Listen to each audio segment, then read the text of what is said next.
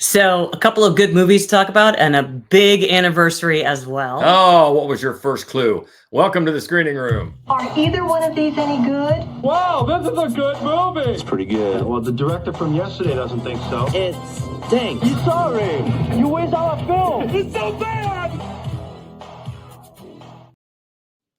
Welcome in. This is the Screening Room Podcast. She is Hope Madden. He's George Wolf. And we're from MaddWolf.com. Got some for the big screen and some for the streaming, including, one that we've been looking forward to a lot. But yes, we have to say a big 50th anniversary to Jaws. Actually, on the day that we record this today, June 20th, was the day it came out 50 years ago. And that's amazing to me because I was 10 years old and seeing it for the very first time, day it was opened in theaters, and just loving it because we had my mom and my brother and I had followed it since from the time it was a book. And then we just happened to be in Martha's Vineyard in the summer of '74. That's we were there for something else when they were filming it. And we saw people walking around in the t-shirts, and we saw the rigs out in the water. That's about all that we saw of the filming, but they definitely were filming it. So I've had an attachment to that movie forever. And then, of course, that day, since I saw it, I've just loved it. I mean, that year, my bedroom wall was plastered with posters of Jaws, and I loved it so much. Went back and see it. It was one of those movies that I would go as a kid and just sit through. And they used to let you just sit through all day long and watch like four shows a day. And even now, when it's on cable and we're flipping channels, I mean, it's hard to flip past it. Can you flip past it? No, you can't flip past Jaws. It's a perfect movie. It's a perfect movie. It's so great. And I always tell the story that first day that I saw it 50 years ago, the theater was packed because, as you know, after that, movies were never the same. That was the first blockbuster 50 years ago. And when the Ben Gardner scene in the boat, when Hooper's down there at that big jump scare, the guy behind me was eating popcorn, and he jumped so hard that I wore that popcorn after that jump scare. But man, I'm just so glad to see it getting the love that it deserves for this 50th anniversary. Yeah, I mean, I love that it's always been and will always be considered just a masterpiece, just a classic film. I love that. Yep. And we know now that the science, the shark science is off, but that's okay. We accept that, it's a monster movie, and it's so exciting and so well plotted, and it's just so great. And I don't know why I still haven't gotten the Jaws Legos. I'm jealous of people that have them. I see them like, oh, that's so cool. Well, Christmas is coming eventually. Christmas is coming. Jaws Legos. All right. Happy 50th anniversary, Jaws. And I know a lot of the theaters here in town, a lot of the theaters across the country are planning not only 50th anniversary showings, but July 4th screenings, which they really have been doing for a while. They have been. Yeah, that's when we usually go. And also, we got a chance, and we can't talk about it yet, but we got a chance to see Jaws at 50, the documentary. Yeah, so which is going to be on National Geographic. It's going to be on Hulu and Disney Plus. Yeah. I think it comes out on the 10th of July. I think so. Yeah, we got an early look, and can't say anything about it. Not allowed. But I bet you can guess what we think about it. But we'll be talking about that soon. So, okay, happy anniversary to Jaws. Let's get to this week and a big one that we've been looking forward to in theaters. First up in theaters, a group of survivors of the rage virus live on a small island. When one of the group leaves the island on a mission into the mainland, he discovers secrets, wonders, and horrors that have mutated not only the infected, but other survivors in 28 years later.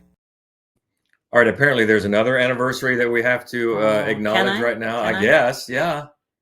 John Taylor, the bass player from Duran Duran, is 65 today. Today's a big day. It is a big day. Jaws and John Taylor. That's right. It's a big day.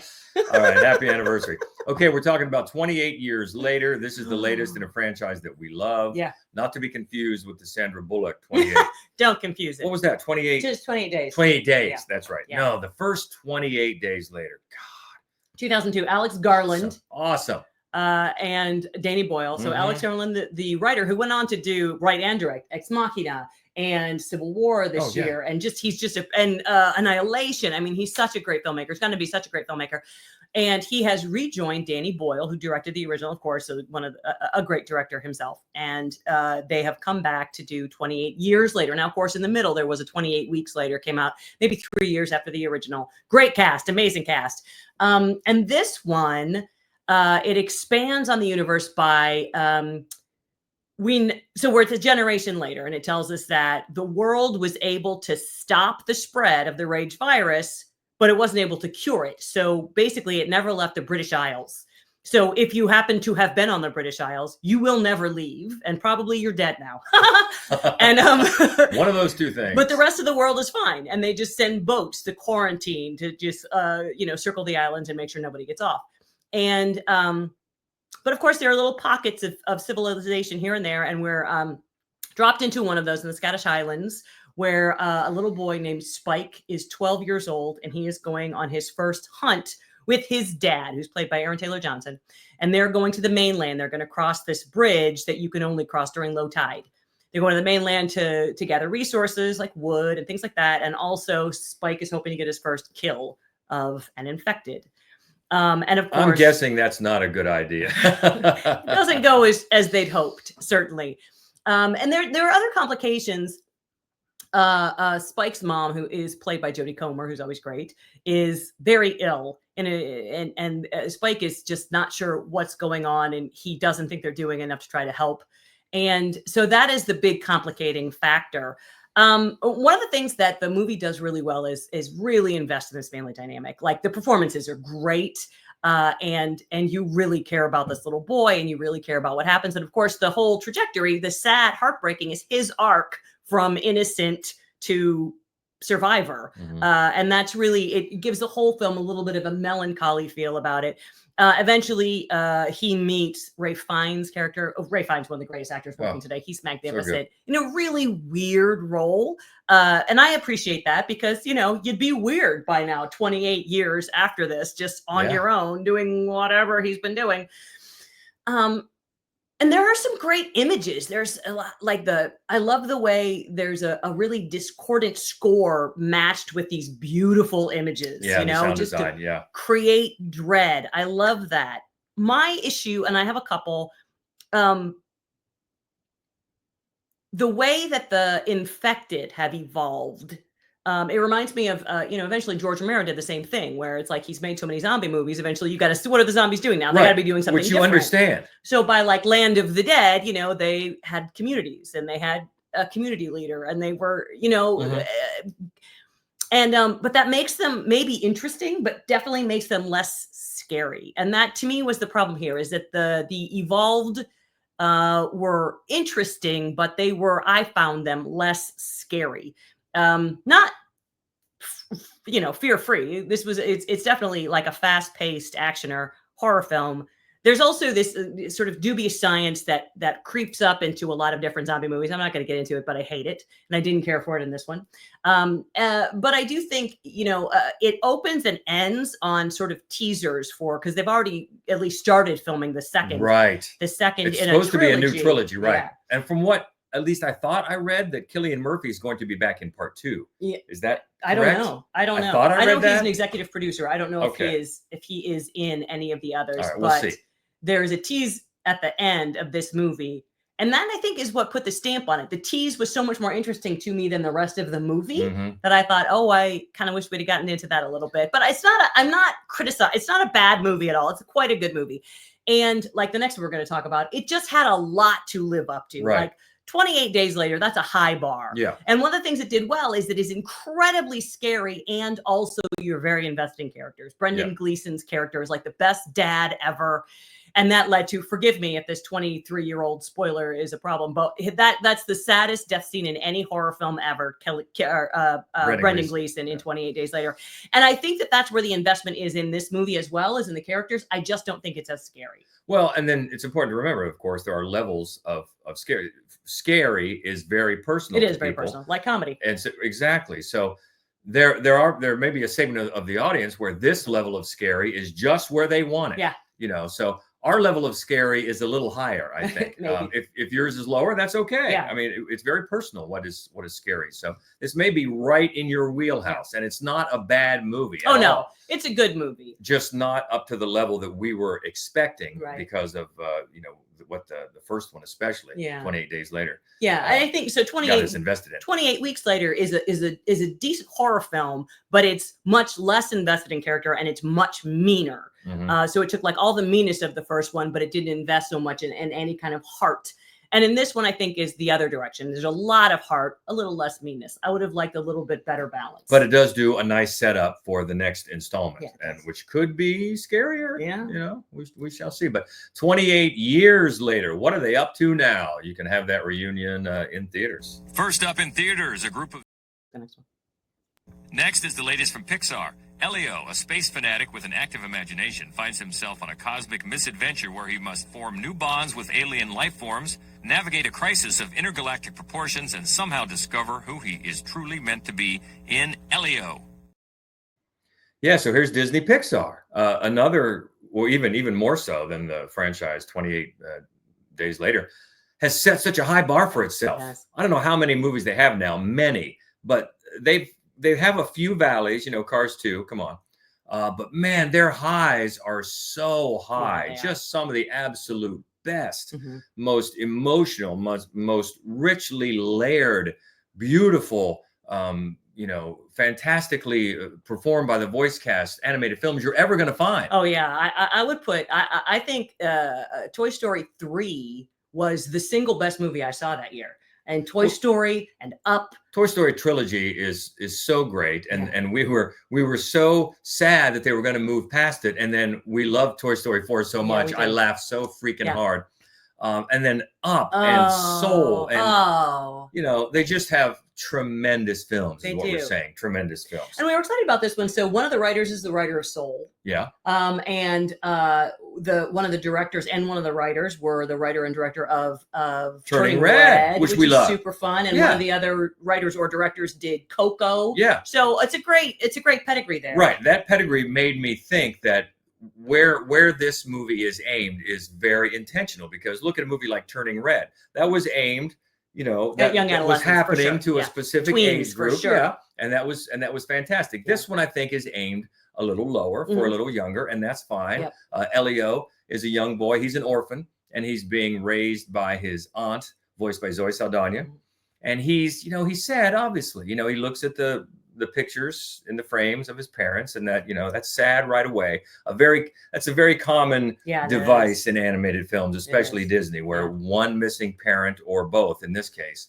And little Elio loves space, Yep. and he loves aliens, and that's his escape. And he openly requests aliens come abduct me. That's what he would like.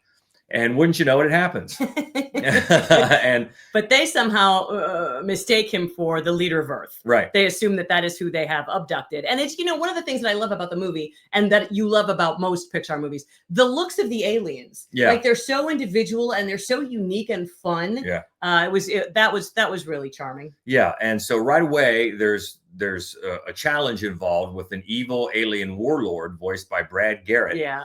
And can this leader of Earth save this new planet where he's hoping to live and be accepted as one of their own and one of their leaders? So that's the conflict here, especially when you bring in the evil warlord's child, a small worm larvae looking kind of With thing. a lot of teeth. Yeah. And they form a bond, Elio and this child of the warlord. And a little bit of thematically will remind you of How to Train Your Dragon, because the warlord's child doesn't want to grow up to be a warlord or No. kill Vikings or kill other aliens. So he doesn't really want to do that, and takes comfort in the new friendship. And for a while, the space war is averted, but then it's not, and there are clones involved and all these fake outs and everything. So it's fun.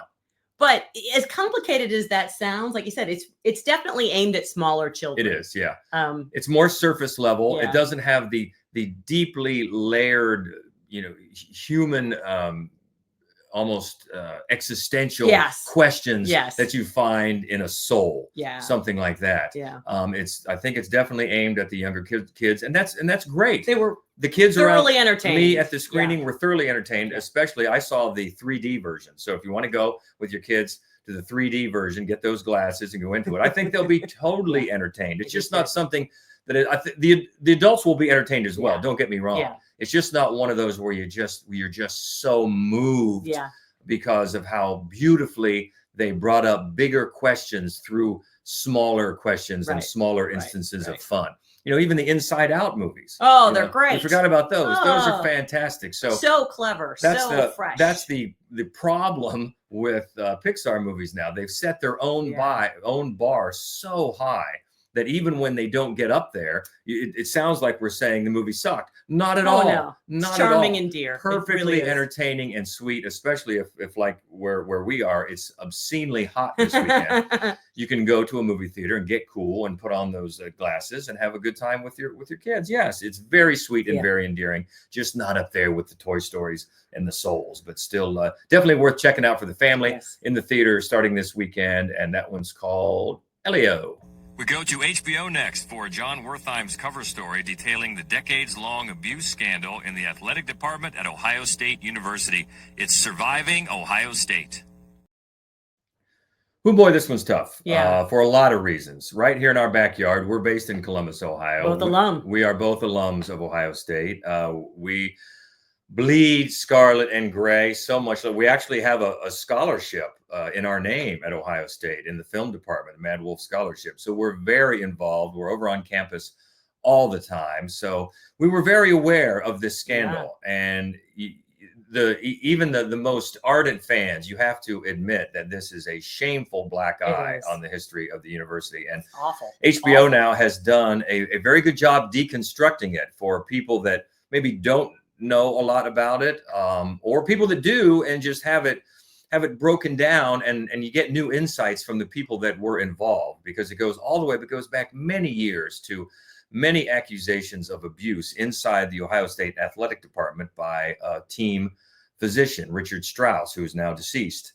And it's mainly has to do with the wrestling team, but there are other sports and teams involved, and even also people that just came into the Ohio State clinic for students, because this doctor did some work there as well. So the accusations of abuse are wide ranging and went unreported. They went, without any repercussions for years and years and years. And the film does a good job laying out the timeline effectively, like a documentary. There were only one or two times, I think, where the film is a little too leading and connecting a couple dots for you that you can connect on your own. But really, those are the exceptions. And I think one of the most important things about this case and others that this film does is it breaks down that myth about, oh, well, these guys are big, strong wrestling athletes. If I'd have been there, I'd have just punched that doctor in the nose. You know what? You wouldn't have. Yeah. And you find out why. They talk to these people that were involved, and they're very honest and very insightful, and in some cases very emotional about why they felt so powerless to object, to report, to do anything. And then when they finally did. Yeah. And that's the other thing. When they did, it took so long, and I guess it stands to reason that one of the people that got the ball rolling toward getting this story out was a female coach of the Ohio State fencing team, to finally say, hey, there's been these whispers for years. What's going on? And that started the ball rolling. And then it just gets even more heartbreaking for these athletes, these student athletes, because then when they expected to get some support from their head coach, from their assistant coach, yes, the current Congressman Jim Jordan, and from their university, they do not get it. Yeah. They do not get it. And they are heartbroken by that, because they are still incredible fans of their university and their teams, and they were let down by them. And that is where the title comes into play. Surviving, and not only surviving these accusations, these alleged attacks, but what their then institution that was charged with protecting them is doing about it. And so that is really heartbreaking, especially when you love the place as much as we do and are involved as much as we do. But it's a very important story, a very well developed look at it, a very sobering look at it. And it's not pleasant at all, but it's definitely worth checking out. And that is on HBO. It's streaming now. And it is called Surviving Ohio State. A very sad story, unfortunately. Next on VOD, a young ranch hand hunts justice for his sister through the vast landscape of South Dakota. As he wrestles with what he is about to do, Cody crosses paths with a local sheriff coming to terms with what she has already done. It's Fall is a Good Time to Die. Yeah, this is an interesting movie. It's not a bad movie, but it is so reminiscent of movies, most specifically No Country for Old Men, that it's really hard to get around it there. Yeah, I'm sorry. The writer-director is Dalton Coffey. It's a good name. Yeah, and it's a very quiet, contemplative film set in the South Dakota landscapes, out on farmland. There's lots of long stretches without dialogue, just through the landscape as this young man finds out that the man who assaulted his sister and then causing his sister to commit suicide is getting out of jail. And he's told this by his aunt, played by Joey Lauren Adams, just almost a cameo, a couple scenes. Good to see her there. And it turns out that the man who assaulted the sister was her ex-boyfriend, her boyfriend at the time. And he went away to prison.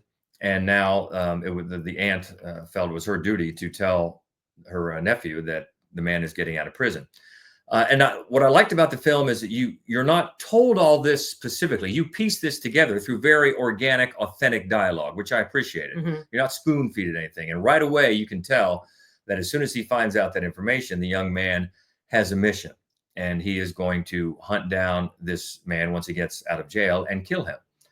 And while we follow that quest, then we're shown another character, the sheriff of this small South Dakota town, who's dealing with something else. She has just ended her 10-year marriage has just ended. So she's a little emotionally raw.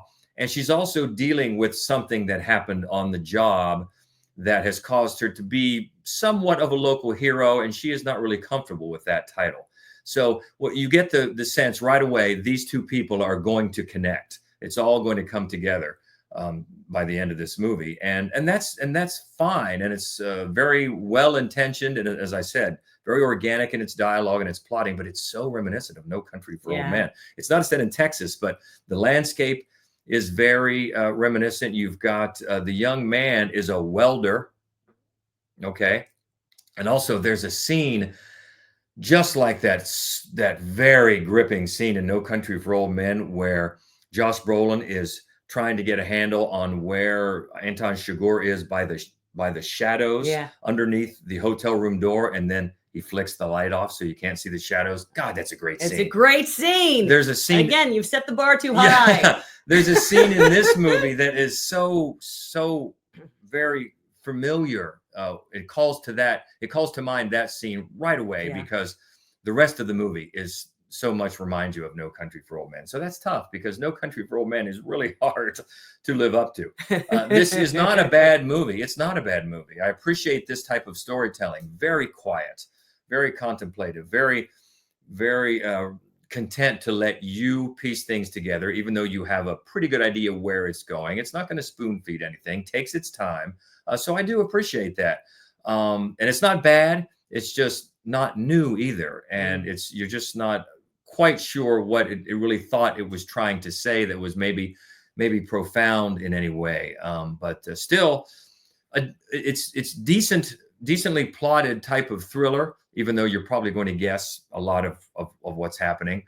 There is a bit of a twist, not a huge twist, but there is a twist at the end that might throw some new light on it. So right there in the middle. Not a terrible movie, not a great movie, but I believe this one is streaming. Is it not? Okay, so this is streaming. So if you're looking for something at home in the air conditioning, well, this might fit the bill, especially if you love No Country for Old Men or those types of movies. then this one might be for you. And it's called Fall is a Good Time to Die, and it's streaming now. Also on VOD, a film that follows the story of Anna, who grieves the death of her parents as she moves from New York to Florida to stay with her grandmother. She falls in with some other teens, but when she sees a grisly act of violence, she feels trapped. It's Eye for an Eye. Ooh, that's a freaky picture. It is a freaky picture. This movie is doing a lot well. It has a really good cast. And among them is that sort of everyman, that guy, S. Apatha Merkelson, who was Reba on Pee-wee's Playhouse. And yes. Oh my Lord, that's right. Yeah, she was. We just saw that Pee-wee documentary. That's right. Where they talk to her and then show her back in the day as Reba. That's great. Yeah, fantastic. The male She's carrier. always good. Yeah. She is always good. And she's good in this, and it's an interesting character for her because she plays the grandma that you're suspicious of right from the beginning. But just little humorous things she does throughout. You're like, I don't know. I think she's harmless. I think she's being judged harshly. But she doesn't have, so she's got these big old glasses, dark glasses, right? She's not just blind. She doesn't have any eyes, but she does have big claw marks where someone took them. Ooh. Yeah. And so there's and it's, it's this very sort of bayou, swampy Florida, very Voodoo. cool looking. They've got these big old rotty trees that they focus on. And then the young girl, she's in from Brooklyn. Her parents died in a car crash. And so she's living with her grandmother, who she'd never met before because she'd fallen out with her children, the parents who had died. And she gets involved, the young girl, with river rats is what the grandma calls her, just townies, trash townies with no future of their own.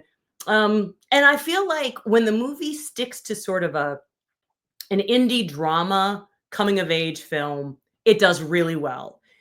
The supernatural elements just don't fold in very well. And what they wind up doing is basically sort of like a very anemic mimic of Pumpkinhead, which is you might laugh, Pumpkinhead. It is an incredibly emotionally triggering horror movie about grief and about how you're so blinded by grief that people love Pumpkinhead. It's got a great following. Yeah, you unleash a vengeance that is bigger than the crime and that destroys you in the process. That's kind of what this movie tries to do, but the stakes are never high enough. The choices made are never explicable, really. But the other thing that's very confusing is why they call him the Sandman. Why? I don't know. There's no reason for it. It just convolutes any kind of a mythology that they're creating with this. He digs himself out from this really cool, creepy tree. There's the whole eyeball thing. So what they've done now is combined, again, shooting too high, Pumpkinhead and A Nightmare on Elm Street, and you don't reach those heights. Yeah, and it's too bad too because I'm a sucker for that New Orleans kind of voodoo, Madame Laveau, Marie Laveau sort of thing.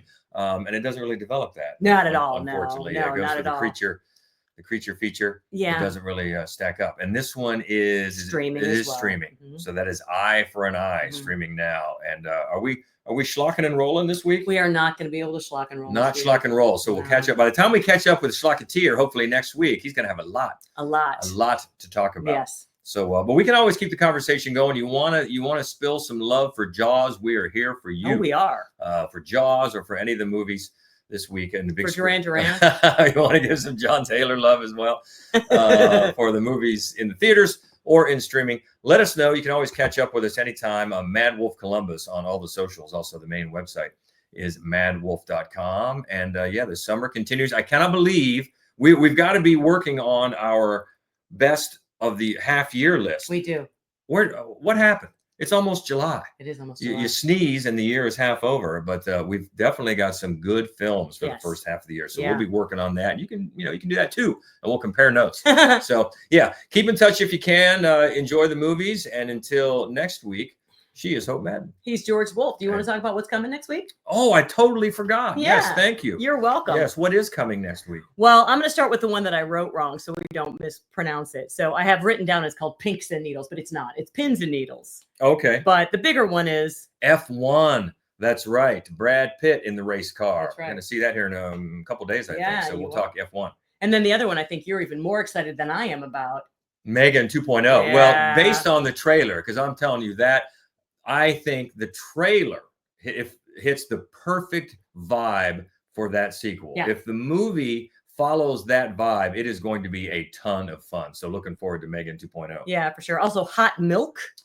Don't care for it. Milk was a bad choice, is what that makes me, especially when it's 90 degrees outside. But hopefully that'll prove us wrong. One called The G. Also, The Sound.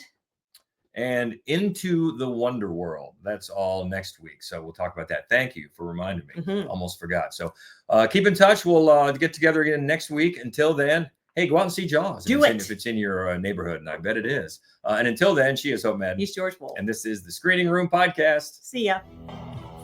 I do wish we could chat longer, but I'm having an old friend for dinner.